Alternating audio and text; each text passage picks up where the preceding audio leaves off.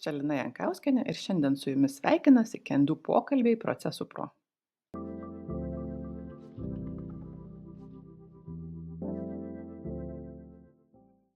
Sveiki visi, su jumis sveikinasi pokalbiai Procesų Pro ir aš esu Lina Jankauskienė, o šiandien su manimi svečiuose yra Marija Statkus, kuri yra patyrusi projektų vadovė, turinti daugiametę patirtį ir dėmesio viena iš labai nedaugelio žmonių Lietuvoje, turinti OKR, nežinau ką, licenciją, sertifikatą, ko gero padedanti organizacijoms ir komandoms integruoti viziją, strategiją ir tikslus į kasdienę veiklą. Taip, sveika Marija. Sveika, Lina, ačiū už kvietimą. Taip, manau, kad labai smagiai pakalbėsim, nes yra labai įdomi šiandienos mūsų tema - padalinių ir darbuotojų tikslai, pasitelkiant OKR ir Oshin-Kanri metodikas. Tai manau, kad ir mūsų klausytojams bus puikia proga daugiau išgirsti apie OKR metodiką. Tikrai esam ne vieno klausimo apie tai sulaukę ir manau, kad puikiai bus galima su tavimi susisiekti ir per OKR brainerį ir daugiau sužinoti taip pat apie šią metodiką. O mūsų klausytojams aš noriu priminti, kad mes kalbamės nepasiruošę tiek su Marija, tiek su kitais klausytojais.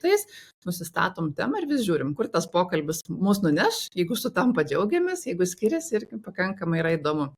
O visiems klausytojams, kurie taip pat nori bent nuotoliu sudalyvauti mūsų pokalbiuose, tokia galimybė yra užduodant klausimus elektroniniu paštu procesupro@kendu.lt, ken-2.lt ir taip pat yra galimybė mūsų svetainėje užsisakyti naujienlaiškį. Kartą per mėnesį naujienos pasiekia jūs. Rugsėjį turėjome naujienas apie rodiklius, spalį kalbėjome apie strateginį planavimą ir dabar mūsų pokalbis yra apie padalinių tikslus. Tai manau, kad imam ir pasikalbam, ar ne, Marija? Žinoma, su malonumu. Tai aš prieš kelias savaitės iš tikrųjų LinkedIn dariau apklausą ir man buvo labai įdomu, mūsų srities atstovai, kurie dirba ar kaip vadovai, ar kaip kokybės procesų specialistai, kas jiems yra sunkiausia strateginio valdymo etape. Ir toje apklausoje buvo galimybė pasirinkti 4 variantus. Pirma, namų darbai prieš strateginę sesiją. Antra, planavimo pratimas su vadovais, pagrindinė strateginė sesija. Tuomet kaskadavimo pratimas ir strateginio monitoringo dalis. Tai mano nuostabai pirmąją vietą, kaip pati sunkiausia užduotis, užėmė namų darbai prieš strateginę sesiją.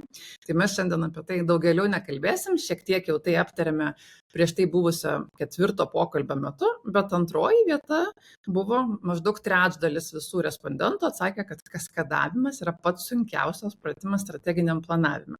Ir kaip tik mes šiandien tam ir skiriam temą pasikalbėti. Tai kitos temos jau surinko ženkliai mažiau balų, taškų ir pati lengviausia pasirodė, kad tarsi yra vadovų sesija. Nežinau, ar su tuo sutinku, jinai taip pat turi tam tikrų iššūkių, bet kad kaskadavimas yra sunkus pratimas, tai net nebejoju. Ar tau, Marija, yra netikėti tokios apklausos rezultatai ir panašiai būtum prabalsavus? Aš sakyčiau, kad taip. Vat kas liečia namų darbų, nežinau, tai priklauso vėlgi nuo situacijos, nuo žmonių kiekio, nuo laikotarpio. Bet kaskadavimas iš tikrųjų tai yra viena iš svarbiausių temų projektų valdyme ir strategijos planavime. Taip. Bet iš tiesų taip ir yra. Ir man asmeniškai kartais kelia nuostaba, kai organizacijos ir vadovai, ypač kokių mažesnių įmonių, taip sugalvoja, kad kas yra strategija, tai strategija kaip vadovai išvažiuoja į sesiją, suplanuoja ir va čia yra strategija. Ir aš sakau, ne, jūsų visa likusi organizacijos dalis turi taip pat žinoti, kas yra sugalvota ir ne tik žinoti, bet taip pat vykdyti ir prisidėti. Tai va tam ir yra reikalingos papildomos praktikos, ne tik vadovų sesija išvažiuojam arba ne, kad mes galėtume tą strategiją įgilinti į organizaciją. Ir čia yra tokių visokių įdomių sąvokų, tai galvoju, kad gal Marija mes nuo jų ir pradėkim, kad strateginio planavimo kontekste Lietuvoje visi yra labai linkę sakyti nuleido tikslus, nuleido rodiklius, mes tarsi esam pastatyti prieš faktą, kad jau dabar reikės visą tai įgyvendinti. Ir man labai norisi kalbėti visą laiką strateginio planavimo procese apie kaskadavimą. Kaskadavimas jisai taip pat eina iš viršaus į apačią, bet turi šiek tiek kitokius principus.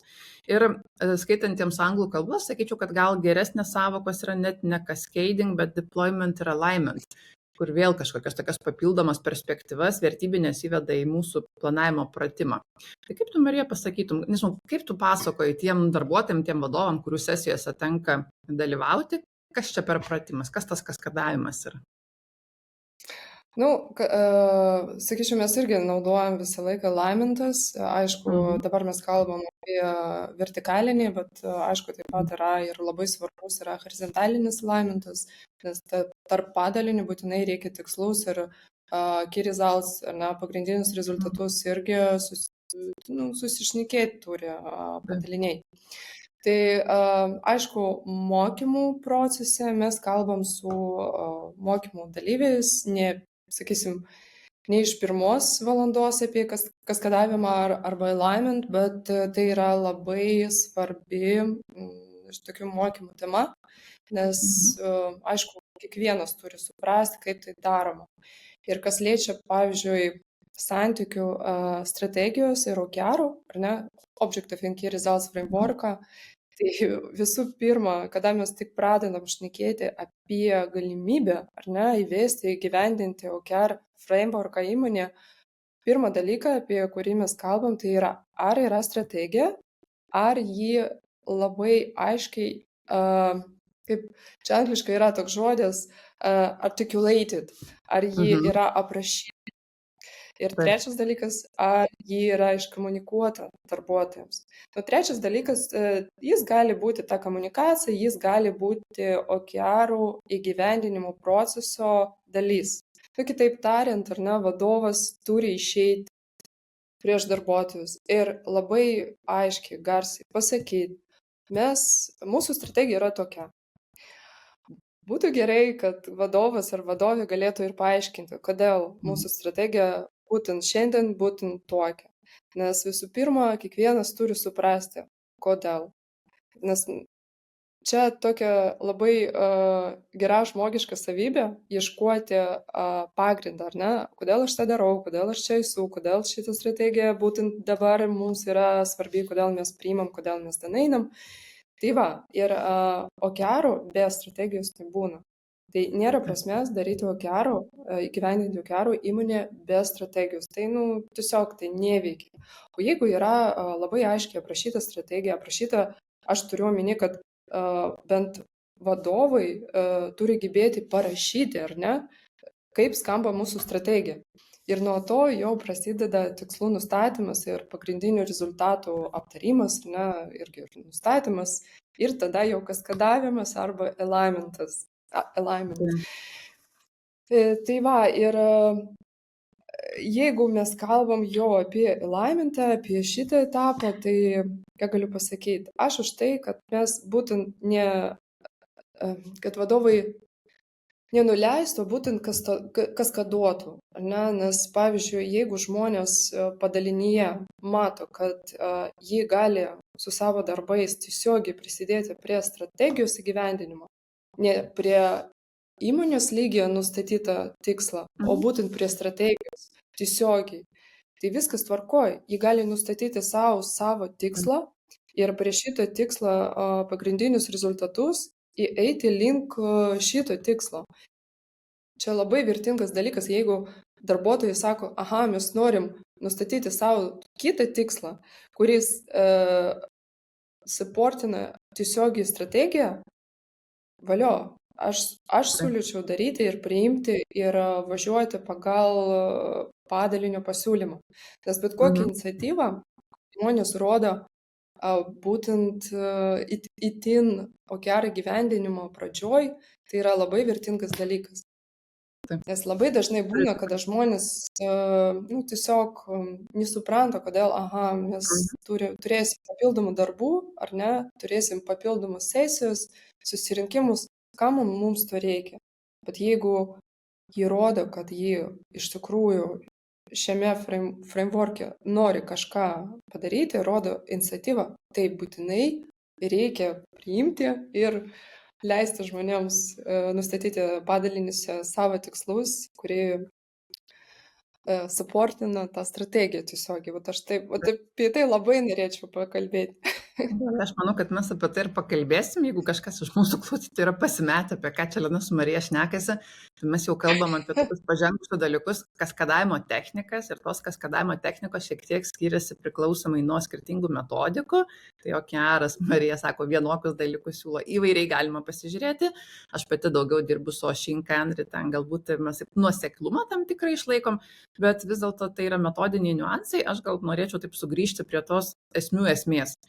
Kad kai mes kalbam apie tikslo nuleidimą, o šiaip Lietuvoje yra nemažai organizacijų, ypač viešojo sektoriaus, kurios neturi progos kitasik padalyvauti tose gerose strateginėse diskusijose, gauna tikslą, gauna rodiklį kaip faktą ir tada jau turi tai sutoleruoti ir dėbėti gyvendinti. Teisingus ir gerus, ir neteisingus ir negerus taip pat. Tai nuleidimas yra kažkoks toks vienkryptis eismas.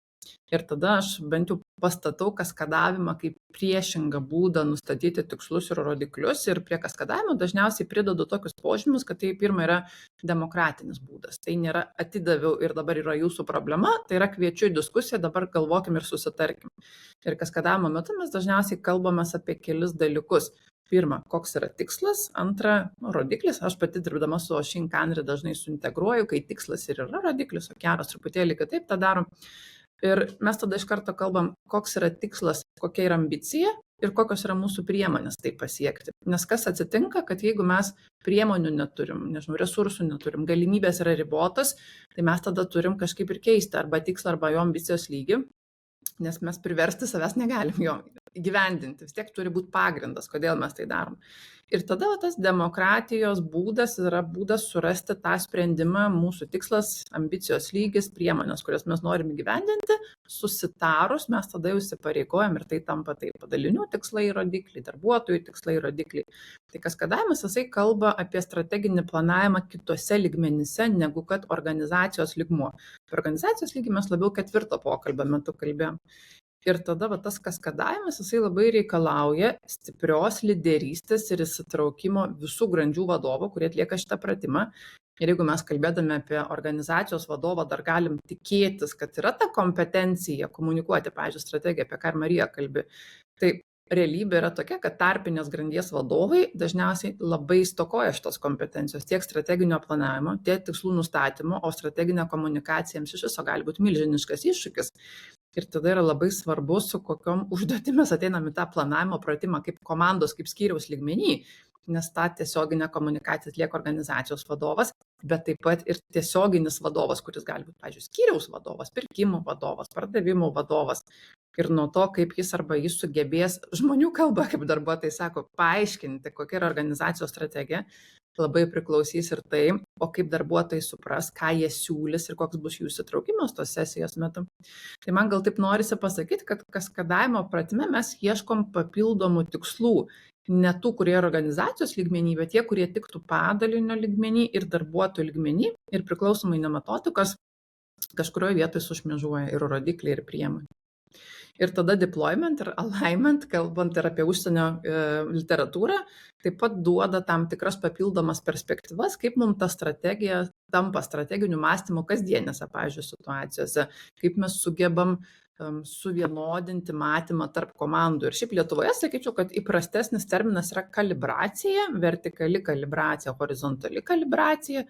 Čia toks sąvokų žaismas tarsi, bet iš tiesų kalibracija ir yra tai, ką Marijai sakei, kad neužtenka, kad visi apie tai pasikalbėtų. Mes turim taip gyventi ir taip dirbti, kad tai, ką suplanavo, pavyzdžiui, pardavimų komanda, neprieštarautų arba papildytų tai, ką suplanavo, pavyzdžiui, personalo skyrius, nes tos strategijos jos turi būti suintegruotos tarpusavy. Tai apie tai kalba ir alignment, ir kalibracija, jeigu mums įprastesniais terminais. Bet šiaip gal labai įdomu būtų išgirsti, vis tiek teko tau moderuoti ne vieną sesiją, ne vieną diskusiją su vadovais ir su komandom. Kaip tu matai, kas yra sunkiausia šitame pratime, kai jau -1 lygmenį vyksta diskusija? Įmonės lygmuo, tai aš sakyčiau, kad tai pagrindinis, ir tada -1, tai ar departamentas, arba skyrius, dar didesnė struktūra, gal ten -2, -3, tas aukštas gaunasi.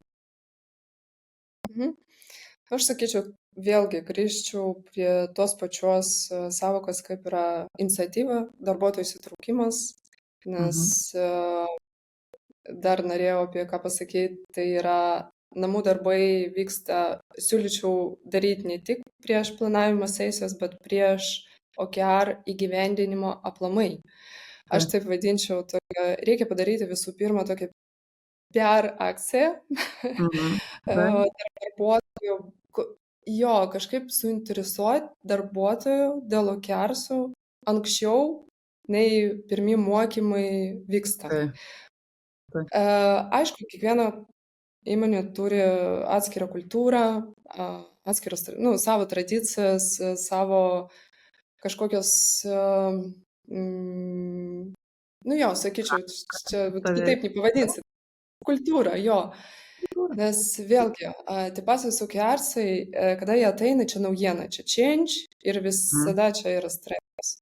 Ir kada žmonėms pasakyti, kad rytoj bus mokymai ir mes darysim OKRsus, ir visi ateina, o kas yra OKRsai, aha, supratom, ko mums reikia, tai jo, pagrindas, aš siūlyčiau kažkaip labai švelniai, aišku, atitinkamai savo įmonėj pasikalbėti anksčiau, pasakyti, suinteresuoti, kodėl to reikia, kodėl būtent dabar mums reikia, ne, ir kodėl, kokią naudą kiekvienas savo gaus, jeigu įmonė turės OKRs.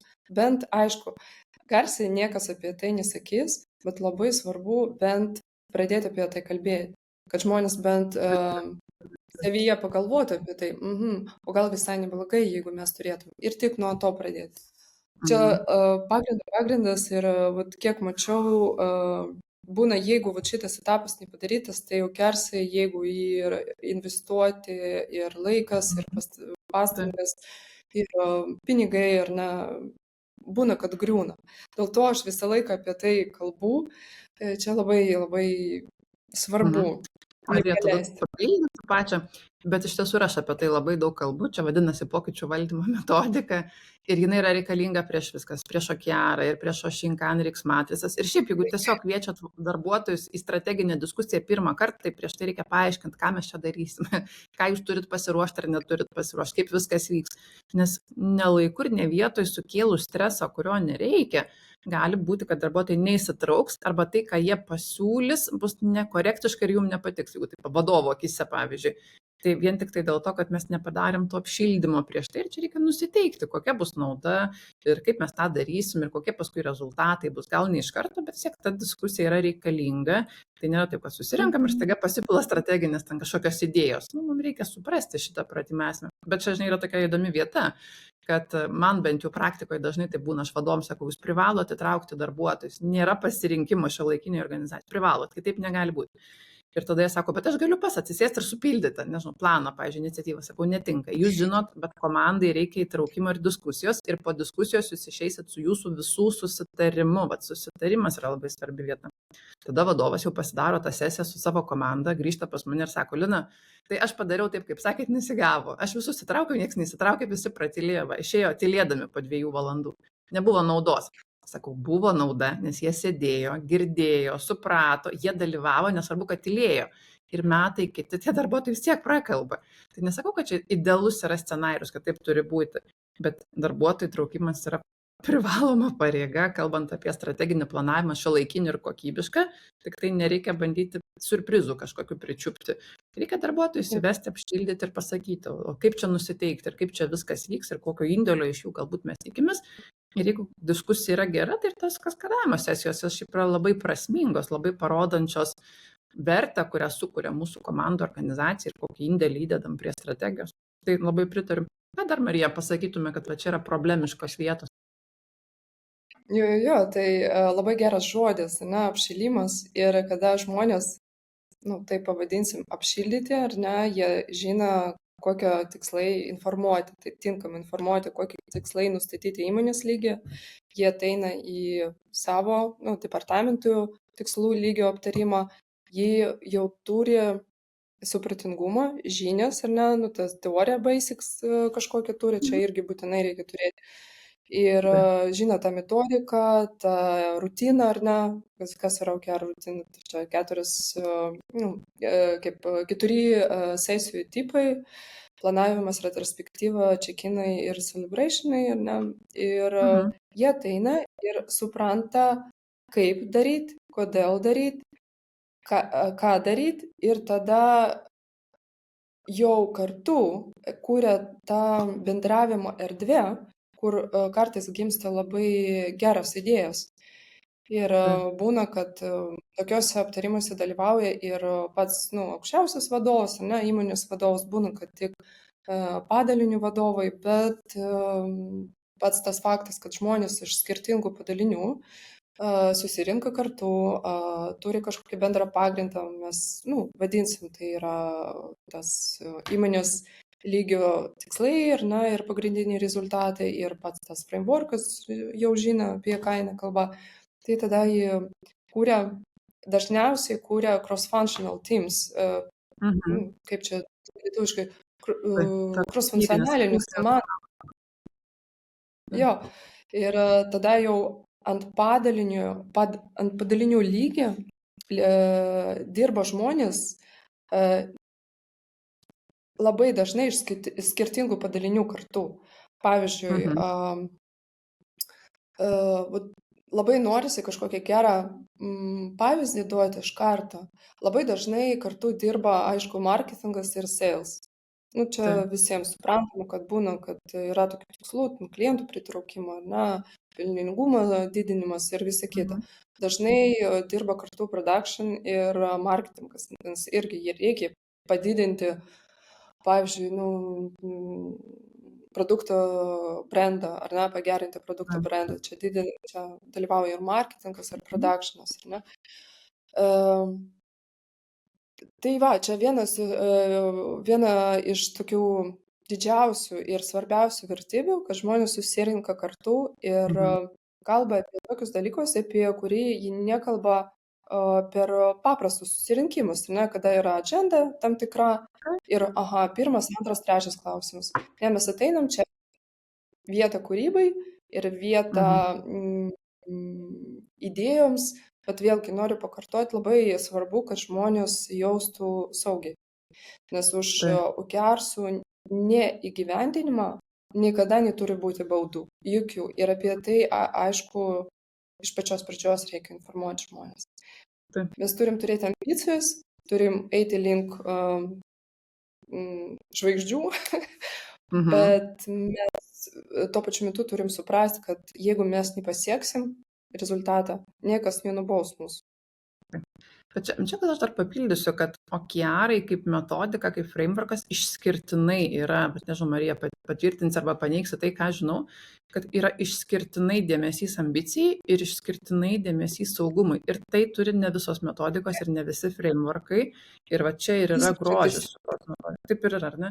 Ir dėl to mes turim galimybę paeksperimentuoti su didesniu ambicijos lygiu, nes aplinka yra saugi. Ir kas yra įdomu, kad mes jeigu ten sugalvojam kažką super ambicingo, nežinau, pavyzdžiui, dėlį, kad 200% augsim per metus, tai gali būti, kad mes ir nepasieksim, bet ateinam į tą ambiciją žinodami, kad gali būti visaip ir tada gali būti, kad nustembam, kad 150%, pavyzdžiui, paaugom, kas vis tiek yra labai didelis augimas. Tai va tokie arai iš tiesų tai yra labai orientuoti.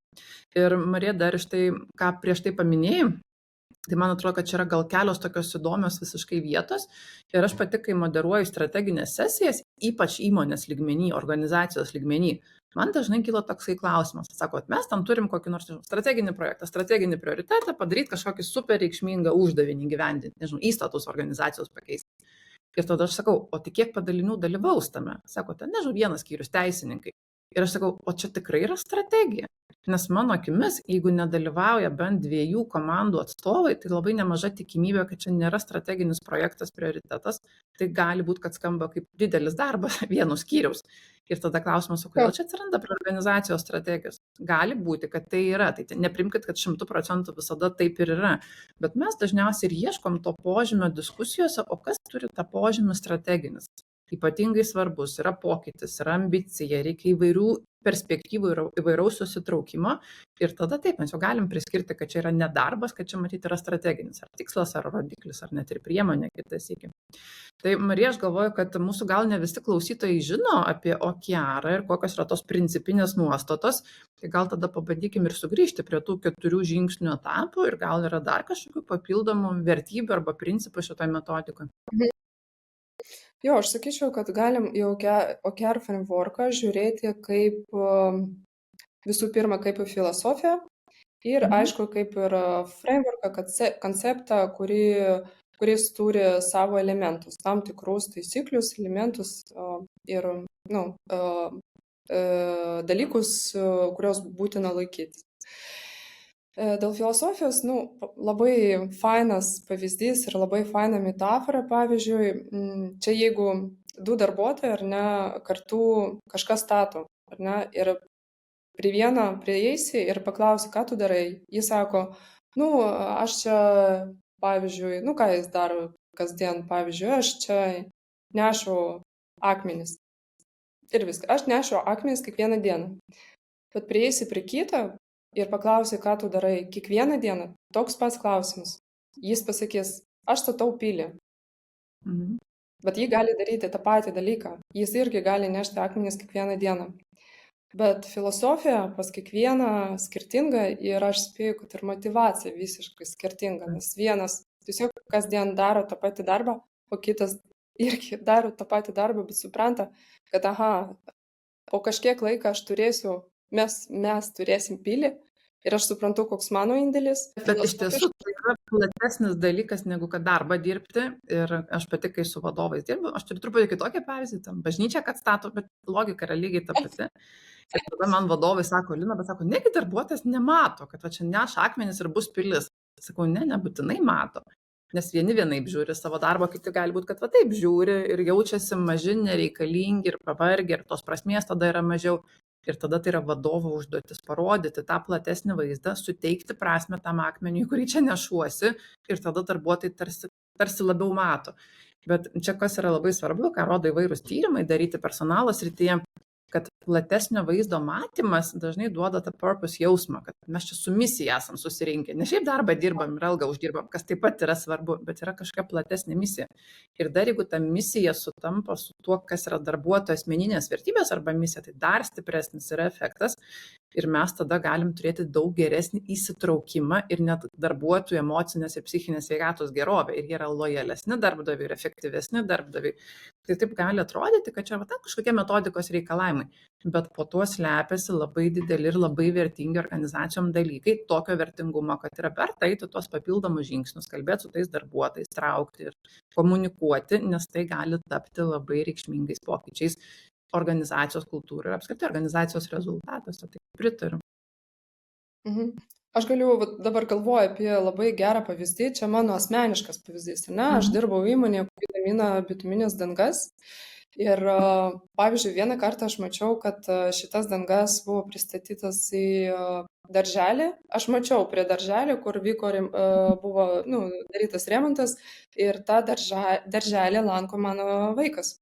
Ir aš suprantu, kad šitas pastatas turės tą produktą, kurį aš gaminu, kaip aš dalyvauju gamybai. Ir iš tikrųjų tai yra man svarbu ir, sakyčiau, po remonto buvo labai šilta, iš tikrųjų labai šilta darželė. Ir, pavyzdžiui, kada man sako, mūsų strategija, pavyzdžiui, ar ne, padidinti pelną, ar turėti tiek, per porą metų mes turėsim tik tokią apyvartą, padidėjusi. Bet labai būtų fainiai irgi vadovui bent kalbėti apie tai, kad ką reiškia kiekvienam, ar ne, darbuotojui, ką reiškia tas pelnas, ar ne? Aišku, mes galim sakyti, kad ir algas kažkiek padidės, ar ne, ir kad sąlygas pagerės, ar ne. Turėsim didesnį apyvartą, tai reiškia, kad mes gaminsim daugiau produktų ir kad, pavyzdžiui, daugiau mokyklų, daugiau darželių turės kokybišką medžiagą už prieinamą kainą. Mes tokiam segmente dirbam, kad mokyklos gali nupirkti, ar ne? Ir daugiau vaikų bus saugioje aplinkoje. Aišku, čia skamba labai vėlgi filosofiškai, bet aš suprantu, kad man tai yra labai svarbu ir iš tikrųjų didina mano motyvaciją, duoda prasmę. Bet čia strateginio planavimo terminais ir misija yra labai arti to, ką mes dabar kalbam, ir darbuotojams tą žinoti yra daug aiškiau negu kad suprasti finansinį rodiklį. Mano praktikoje yra buvę tokių atvejų, kai darbuotojai sako, nu ką jūs šitos milijonus skaičiuoti, aš nežinau, kas yra apyvarta, aš nežinau, ką reiškia 20 arba 30 milijonų, jie manęs nepasiekia. Aš iš vis sako, nesuprantu, kas ta bėda yra. Ir tada darbuotojams reikia tikslus aiškinti, kaip vadovai juokiasi žmonių kalba, taip kaip Marija ir sakai, taip kaip jie supranta ir taip kaip jie gali pareflektuoti per tai, o ką aš darau šitoje organizacijoje. Iš tikrųjų, tai yra labai svarbi vieta. Tai smagu girdėti, kad OKR taip stipriai skiria dėmesio darbuotojam ir įtraukimui, ir iškomunikavimui. Kas dar yra šitos metodikos akcentai ir kokie yra tie 4 etapai, dar grįžtam pasikartojam. Jo, aš sakyčiau, čia ne etapai, čia rutina, ar ne?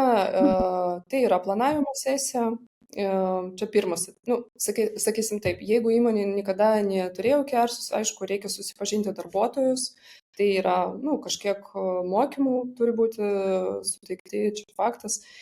Pirmas tai yra planavimo sesija, per kurį turi būti aiškiai iškomunikuota strategija. Ir sakyčiau, kad jeigu mes planuojam ketvirčių, tai kas ketvirtį, kada turim planavimo sesiją, kas ketvirtį turim vėl kartuoti ir kartuoti tą strategiją. OKR specifinis požymis imti ketvirtinio planavimo sesiją su Objectives ir Key Results susidėliojimu ir kitos metodikos, įskaitant Shinkan-Rix matricą, su kuria aš daugiau dirbu, jos dažniausiai turi metinio planavimo ciklus su monitoringu, pavyzdžiui, kas mėnesį arba kitų reguliarumu. Tai vėl, bet atkreipkite dėmesį, aš asmeniškai galvoju, kad tai yra didelis privalumas OKR dabartiniam pasaulyje, kuris yra toks dinamiškas ir nenuspėjamas. Mano praktikoje vis dažniau organizacijos sako, kad mes nesugebam susiplanuoti strategiškai 4 metų, mums 2 metai yra nesuvokiamai ilgai. Ir tada natūraliai kas atsitinka, planavimo laikotarpiai trumpėja. Tai OKR'as tokiu atveju, jeigu gyvena dinamiško aplinkoje, dar labiau netgi tinka kaip planavimo įrankis. Pritariu. Tai įsiterpiau truputėlį su komentaru, klausom Marija toliau. Viskas gerai, man labai malonu irgi girdėti, kad tu supranti ir kad tau irgi patinka šitas frameworkas, nes kiek žinau, Lietuvoje jis dar nėra toks populiarus, kaip pavyzdžiui, toj pačioj Vokietijoje ar ne, arba Skandinavijoje. Pas mus kažkaip lyčiau ateina šitas trendas, bet aš esu tikra, kad ateis. Privačiose organizacijose esu mačiusi Lietuvoje, viešojo sektoriaus tikrai nei vienos nesu mačiusi, tai jeigu kažkas esate iš viešojo sektoriaus ir turi OKR'us, prisiduokit, mes su Marija važiuosim į svečius pasižiūrėti, kaip sekasi. Juokauju, bet šiaip labai norėčiau, kad tos praktikos ateitų, atvažiuosim, jeigu pakviesit. Ir kas nesat girdėję, aš jau kelis kartus esu minėjusi taip pat ir pokalbiuose, kad ir OKR'as, ir Shinkan, ir subalansuoti rodikliai yra laikomas top 3 populiariausios pasaulio metodikos. Tai turi ateiti į Lietuvą, čia tik laiko yra klausimas, ko gero. Jo. Ir dėl laikotarpio, ar ne, šiaip aš žinau, kad yra įmonė, kas planuoja OKR'us irgi metams, bet aš nerekomenduočiau, nes čia per ilgai ir tu teisingai sakėjai, kad mūsų verslo aplinka būtent dabar keičiasi kartais kasdien ir mes negalim pritaikyti tada OKR principo, tokio lankstumo principo, ne, kada mes, pavyzdžiui, susirinkam kitą ketvirtį planavimo sesiją ir žiūrim, kokia buvo mūsų retrospektyva, tuoj papasakosiu, kas tai yra, ir kokios rizikas aplink, kokių papildomų resursų mes dabar turim, ir kaip mes keisim mūsų planus kitam ketvirčiui, gal ir nekeisim, gal jeigu viskas tvarkoja, gyvensim antrą laikotarpį su tais pačiais tikslais, bet greičiausiai visą laiką yra pakeitimai. Tai va, tas planavimo sesija, toliau vienas iš svarbiausių, kartais iš praktikos galiu pasakyti svarbiausia sesija, tai yra retrospektyvos sesija. Ir rezultatas šitos sesijos tai yra sprendimai. Retrospektyva, pavyzdžiui, mes gyvenam 3 mėnesius, ar ne, susirinkam 3 mėnesio pabaigoje visi, kas dalyvavo planavimo sesijoje ir kartu, vėlgi pagal tam tikrą planą, žiūrim, kaip mes gyvenam. Kas buvo gerai? Visų pirma, mes būtinai turim pasakyti, kas buvo gerai, atkreipti dėmesį ir fokusas būtinai visą laiką turi būti į pozityvą. Marija, ar aš teisingai suprantu, kad į pozityvą net ir tada, kai neįgyvendinom pilno objekto, pilno key result? Ką ir minėjau prieš tai, tiek, kiek įgyvenom, irgi yra pozityvas. Jo, spoiler, jeigu OKR'as įgyvendintas 70%, tai skaitosi labai gerai. Taip, tai čia yra Labai tas gerai. ambicijos lygis, kurį prieš tai minėjau. Jo, o jeigu 100%, nu, tai jau yra laikas ir vieta pagalvoti, kas buvo negerai suplanuota, nes tai reiškia, kad buvo ne ambicija, kad tai buvo tiesiog darbas, Taip, kurį mes mokam daryti. taip, Jau panašu į kersus tai mes iš tikrųjų. imam, Bet čia vėl taip jo, sunormalizuojant, yra metodikos su savo filosofijom ir rekomendacijom, kai kurios yra nuosaikesnės, nes pavyzdžiui, Lietuvoje viešos sektoriaus organizacijos jos labai yra atsargios su ambicijos lygiu, bet manau, kad yra ir priežasčių, kodėl taip atsitinka. aš galvoju, kad normalizacija tų failų, ar ne, sakysim, nu, kad mes iš tikrųjų kažko norim, bet dar nemokam tą padaryti, bet mes pabandysim. Mes labai norim pabandyti ir nieko tokio, jeigu mums nepavyks. Taip. Jo, tokio požiūrio normalizacija aš tik už. Nes Mhm. be tokio požiūrio kažkokių iš tikrųjų gerų rezultatų nebūna. Taip. Tai va. Ta retrospektyva pagal OKR yra atliekama ketvirčio pabaigoje ar ir tarpinės kažkokios refleksijos yra? Ne, jeigu mūsų laikotarpis, planavimo laikotarpis tai yra ketvirtį, tai ketvirčio pabaigoje mes darom retrospektyvą ir žiūrim, kiek mes turim. Ir būtinai, aišku, žiūrim, kas buvo negerai. Bet klausimas, aš siūlyčiau neklausti, kas buvo negerai, o klausti, o ką mes galim padaryti kitaip, Taip. kitą ketvirtį, kad mes galėtumėm dirbti efektyviau. Nu, sakysim taip. Vat irgi Arba kaip siekti pastatyti tikslų. klausimą, ne? Taip. Nes žmonės būna irgi, kas buvo negerai, nu dabar ieškosim, kas yra kaltas, ar ne? Ir tada jau ta motyvacija, nu, iš karto krenta ir labai greitai. O jeigu mes užduosim klausimą, gerai, vat šitas buvo geras dalykas, šitas, o ką mes galim kitą ketvirtį daryti kitaip, kad būtų dar geriau? Čia jau biškai kita reakcija būna, ne? Kas liečia, pavyzdžiui, tų, sakysim, retrospektyvų, kaip tu paklausai, ar ne, tarpinių.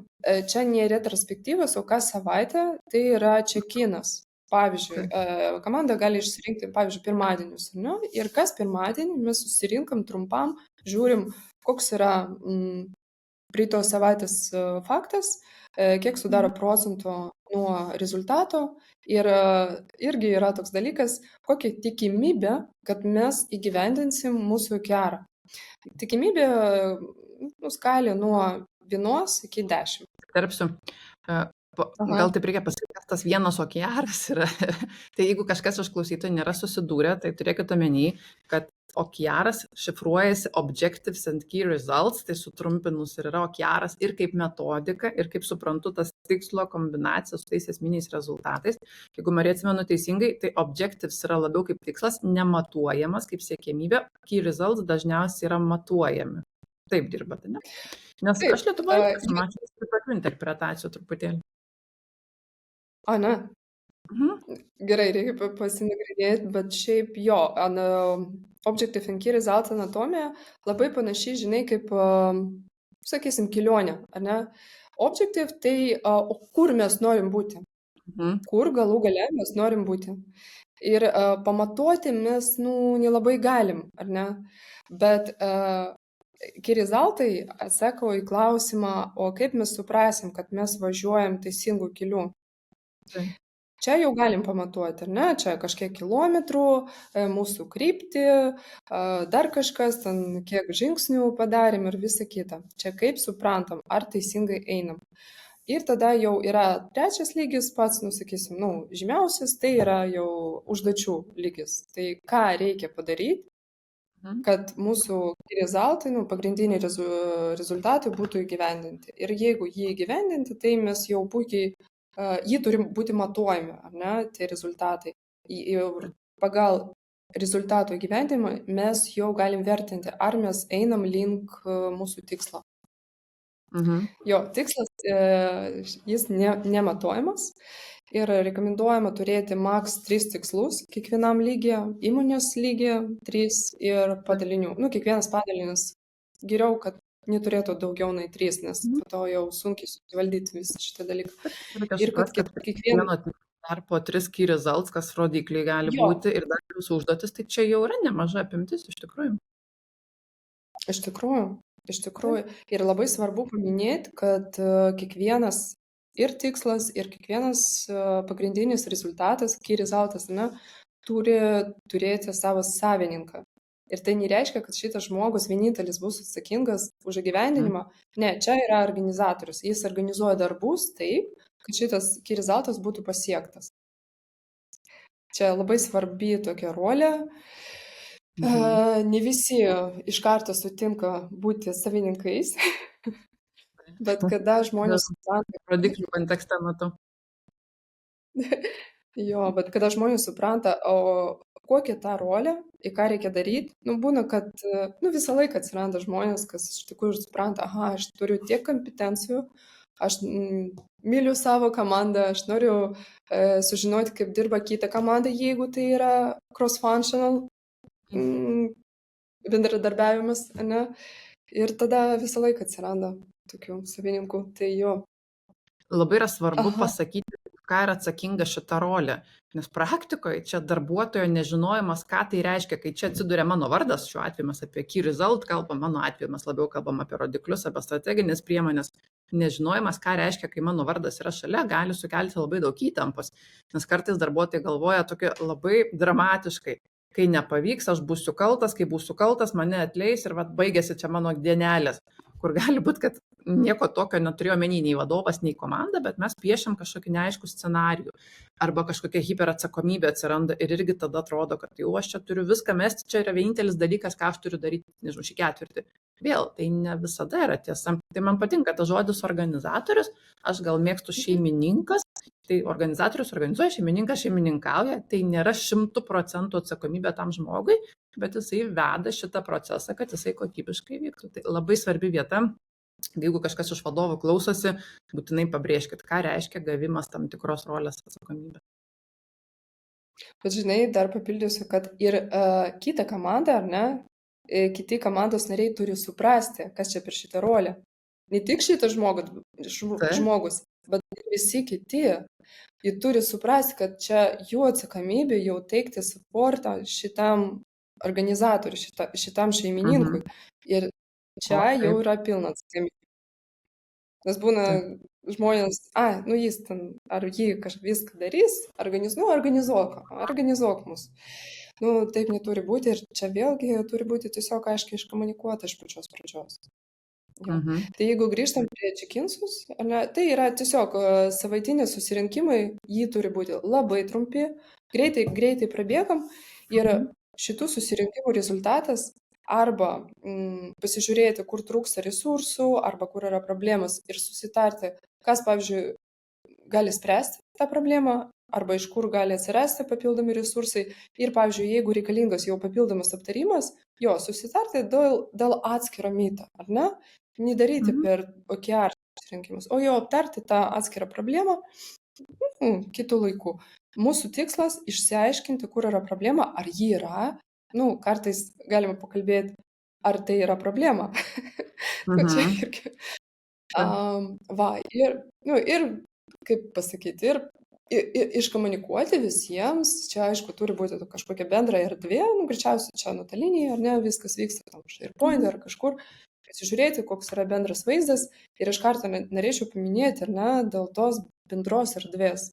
Labai svarbu, kad pavyzdžiui, jeigu yra tam tikras reglamentas, kad yra nariai, kuriam nebūtinai dalyvauti, ar ne, tokiuose susirinkimuose, bet visi turi turėti prieigą prie failo, ar ne, kur duomenys yra.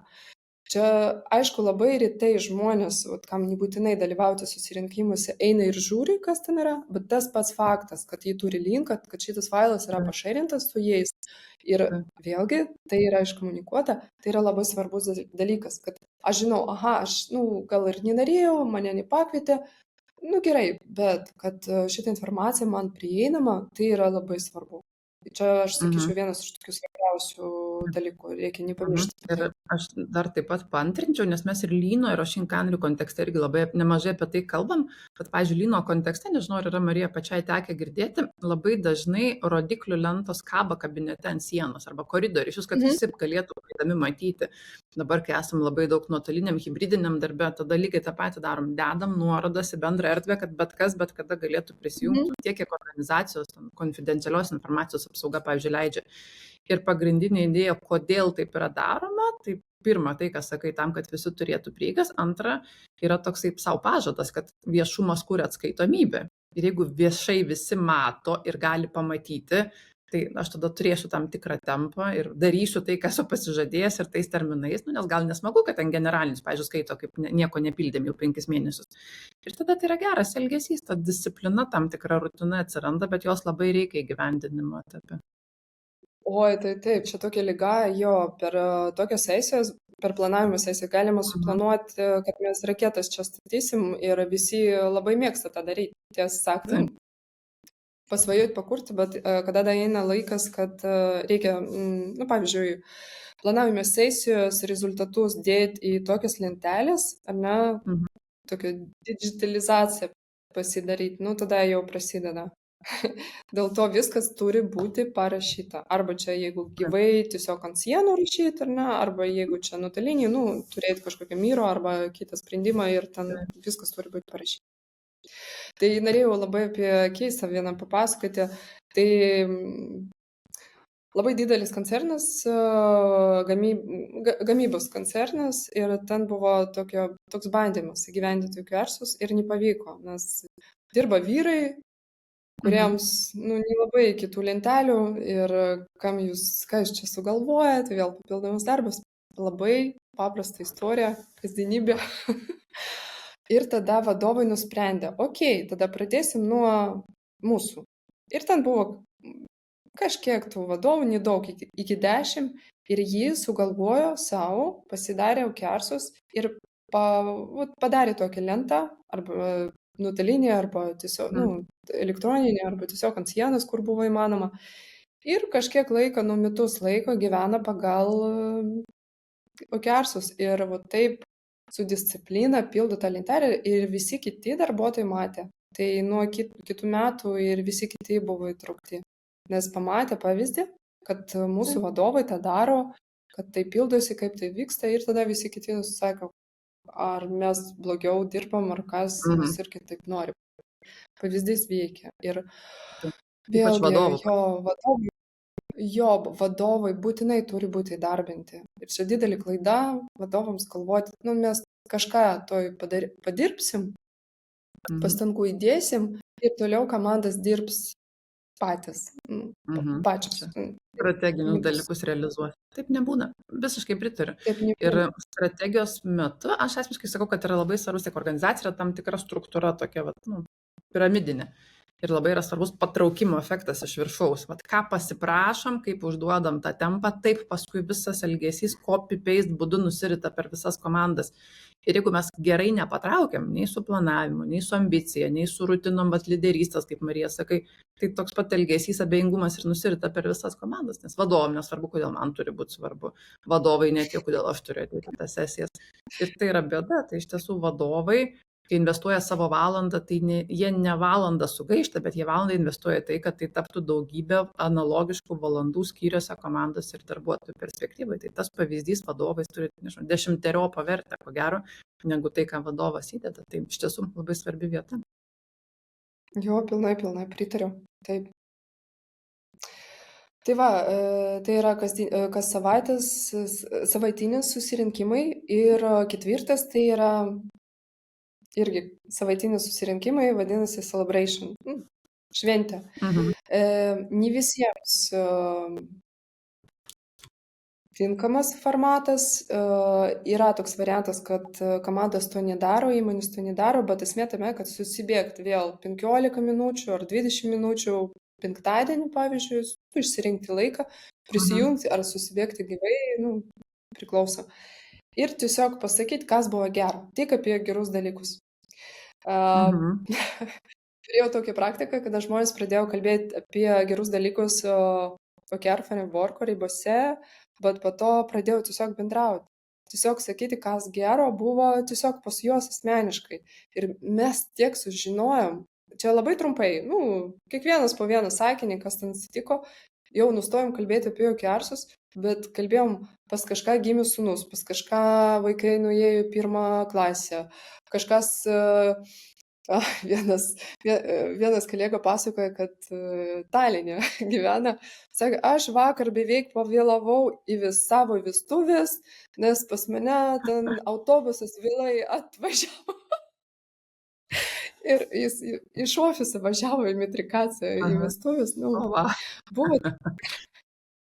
Ir tas vėl, čia labai greitas team buildingas vėl. Kaip kultūros formavimo dalykas, bet ne visur taip veikia. Čia vėlgi priklauso nuo įmonės kultūros.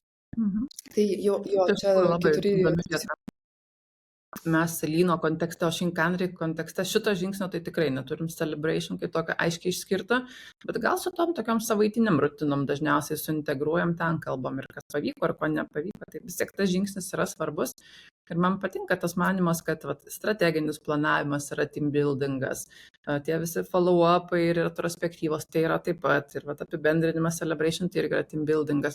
Ir aš kartais organizacijoms sakau, jūs turite tiek daug būdų ir įrankių tapti komandą, jums nereikia bėgti miškuose, kad staiga ten team buildingas kažkoks įvyktų per žaidimus.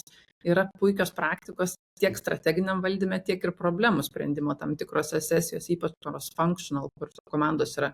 Tai reikia tą imti ir panaudoti.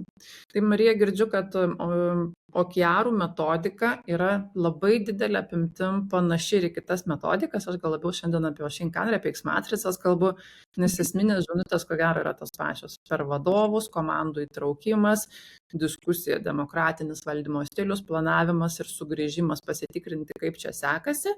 Kai kurie žingsniai, ko gero, truputėlį yra specifiškesni, nes mes X-matricose labiau kaskaduojam iš rodiklių, ieškodami susijusių rodiklių, net rodiklių medžius pasipieždami. Pats planavimo laikotarpis yra ne ketvirtinis, o metinis, tai labiau tarpinės apžiūros galėtų būti kažkokios kaip mini strateginės sesijos ketvirtinės, bet šiaip metinis yra ciklas. Ir ambicijos lygis jis yra aukštas, bet jis nėra toks aukštas kaip OKR-ose, jisai toks truputėlį yra nusaikesnis, bet vis tiek skiriant daugiausiai dėmesio ten, kur yra tos esminės pokyčių kryptis. Tai sakyčiau, kad ko gero organizacijose abiejų metodikų tai tikrai nereikia, bet galima pasirinkti vieną, tą, kuri atrodo įdomesnė, patrauklesnė, galbūt labiau tinkanti organizacijai ir jos didelė dalim atkartoja tos pačius filosofijos dalykus. Tai manau, kad mes galėsim dar ir pasidalinti socialiniuose tinkluose pavyzdžiais ir vizualikom, kaip atrodo, nes iš schemų iš tiesų yra dar truputėlį aiškiau, ar iš rodiklio kaskaduojam, ar iš tikslo kaskaduojam, bet vis dėlto tai yra metodiniai niuansai, nes kitose vietose yra pagrindiniai akcentai. Tai galvoju, gal tada mes iš savo pokalbio galim išgryninti keletą palinkėjimų tiem vadovam, kurie gali būti, kad labai sunkiai šiuo metu sprendžia klausimą, kaip iškelti padaliniui tikslus ir darbuotojam tikslus nustatyti. Tai kokie, Marija, būtų tavo palinkėjimai? Bendrauti su žmonėmis, kuo įmanoma dažniau. Aš žinau, kad žmonės labai laukia to, labai nori to. Visų pirma, tai yra dėmesys, nes mes visi norim dėmesio, čia mūsų tokia gamta, ar ne? Ir jeigu tas dėmesys ateina iš vadovo, tai labai vertinama. Ir jeigu tas dėmesys ateina per kažkokią frameworką ribose, tai dar suteikia papildomos verslo naudos komandai ir įmoniai. Tai jo, gal čia būtų toks visų, pats pirmas palinkėjimas, jo, bendrauti su žmonėmis, nepamiršti žmonės, nepalikti žmonės.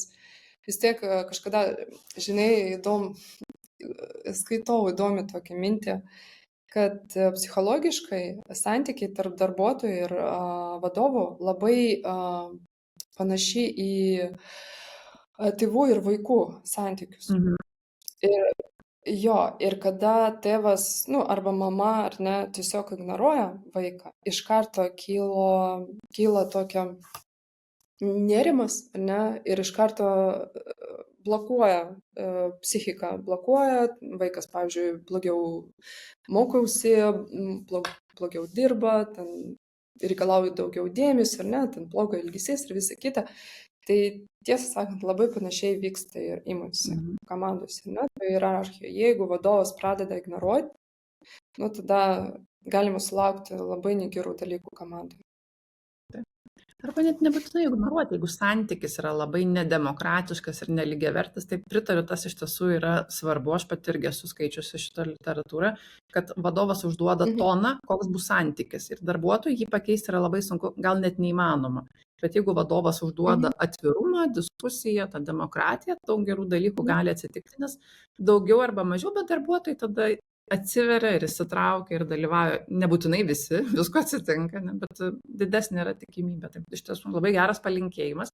Aš taip pat turiu palinkėjimą ir gal kai kurie girdėsit, kad kartojosi, nes jau turbūt ne vieną kartą įsakiau, bet aš pati, kai dirbu su X-matricom, X-matrica tai toks Excelis yra, kurį kaskadavimo metu reikia, žodžiu, parodyti, kaip įmonės tikslas tampa mano tikslu, kokios priemonės yra, kokie atsakingi žmonės, kokie uždaviniai ten, ką reikia padaryti.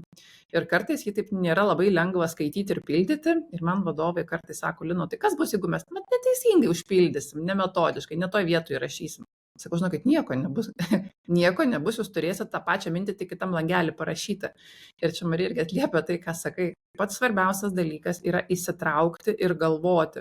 O tai kaip mes prisidedam prie strategijos, savo darbais, savo tikslais, savo rodikliais, savo projektais, dalyvaujam kažkuriuose projektuose. Ir šitos diskusijos, kurios yra apie vertę, jos ir yra prasmingiausia dalis. O paskui visa kita yra technika. Ar teisingai surašėm, ar teisingas rodiklis, ar teisinga vieta, netiek yra svarbu.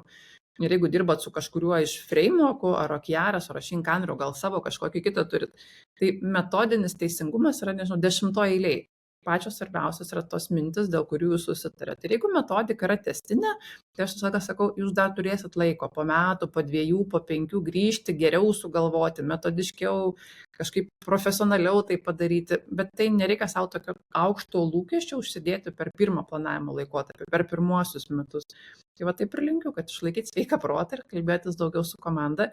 Ir tada, bediskutuojant, ir pasimato tie padalinių tikslai, darbuotojų tikslai, kad ir kokiu būdu jūs juos formuotumėt, ar per rodiklį, ar tiesiog per tikslo konstrukciją, arba kitais būdais. Tai pats pratimas yra labai prasmingas, tai siūlau jį ir atkreipti dėmesį.